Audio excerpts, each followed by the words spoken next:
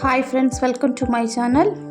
இன்றைக்கி நம்ம என்ன பண்ண போகிறோம்னா அப்பளம் வைத்து ஒரு கிரேவி தான் பண்ண போகிறோம். வாங்க வீடியோக்குள்ளே போகலாம்.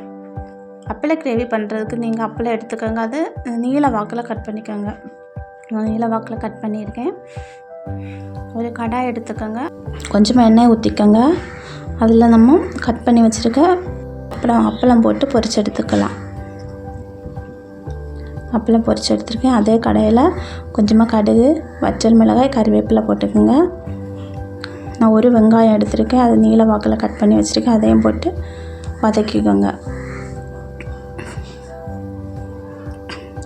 வெங்காயம் வதங்க தேவையான அளவு உப்பு போட்டுக்கோங்க.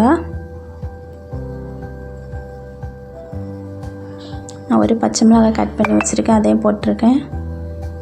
வெங்காயம் நல்லா வதக்கிக்கோங்க. ஒரு தக்காளி கட் பண்ணி வச்சுருக்கேன். அதையும் நான் போட்டிருக்கேன். தக்காளி வதங்கட்டும். இந்த டைம் மசாலா போட்டுக்கலாம். கொஞ்சமாக மஞ்சள் தூள், ஒரு ஸ்பூன் தனியாத்தூள், உங்களுக்கு காரத்துக்கு தேவையான அளவு மிளகாய் தூள் போட்டுக்கோங்க.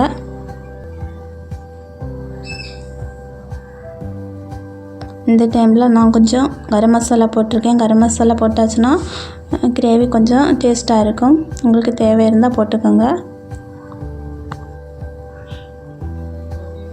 கிரேவிக்கு தேவையான அளவு தண்ணி ஊற்றியிருக்கேன்.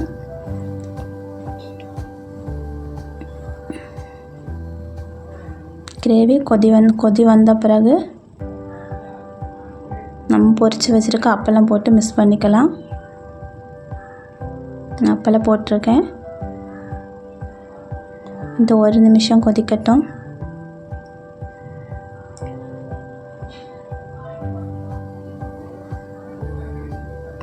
அவ்வளோதாங்க, ஒரு சூப்பரான அப்பள கிரேவி ரெடி ஆயிடுச்சு. ட்ரை பண்ணி பாருங்கள். வீடியோ பிடிச்சிருந்தால் லைக் பண்ணுங்கள், ஷேர் பண்ணுங்கள், கமெண்ட்ஸ் பண்ணுங்கள், சப்ஸ்கிரைப் பண்ணுங்கள். தேங்க்ஸ் ஃபார் வாட்சிங்.